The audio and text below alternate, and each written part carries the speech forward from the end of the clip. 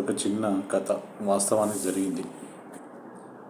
అయితే ఒక పెద్ద 5 స్టార్ హోటల్కి ఒక అమ్మాయి వాళ్ళ ఫాదర్ ఇద్దరు వస్తారు. వచ్చేసిన తర్వాత ఆ హోటల్లో ఆయనతో చెప్తున్నట్టు, మా పాపకి ఒక మంచి మీల్స్ ఇవ్వాలి, 5 స్టార్ హోటల్లో నేను మంచి ర్యాంక్ వస్తే మంచి హోటల్లో భోజనం చేపిస్తానని మా పాపకి చెప్పిన. సో తను మంచి ఫస్ట్ ర్యాంక్లో పాస్ అయింది, అందుకోసమే పాపకు ఒక మీల్స్ తీసుకురా అని చెప్తాడు. అనగానే మరి నీకు వద్దా అంటే నా దగ్గర లేవు, మా పాప మందం మాత్రమే డబ్బులు ఉన్నాయి అనే విషయాన్ని చెప్తాడు. చెప్పినాక ఆ సర్వర్కి చాలా బాధ అనిపిస్తుంది. సర్వర్కి చాలా బాధ అనిపించి ఆ సర్వర్ ఏం చేస్తుంటే హోటల్ యాజమాని దగ్గర పోయి విషయం మొత్తం చెప్తారు. ఇట్లా వచ్చారు, మంచి పొజిషన్ ఫస్ట్ ర్యాంక్ వస్తే ఆ హోటల్ తీసుకొస్తానంటే వాళ్ళ పాపని తీసుకొచ్చాడు.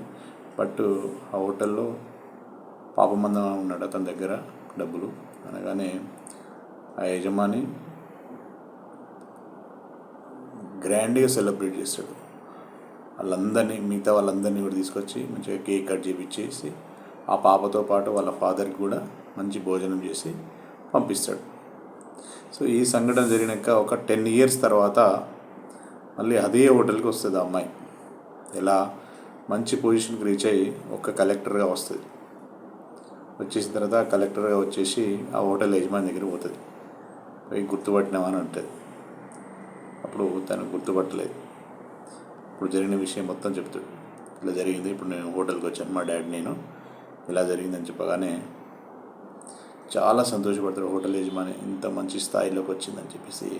సో అది అంటే మనం గుర్తింపు అనేది అంటే సమాజంగా ఎక్కడైనా కానీ మనం మంచి కనుక చేస్తే మంచి వృద్ధిలోకి వచ్చేసినప్పుడు ప్రతి ఒక్కరు కూడా మనకి ఎంకరేజ్మెంట్ ఇస్తారు, మంచి దారి చూపిస్తారు.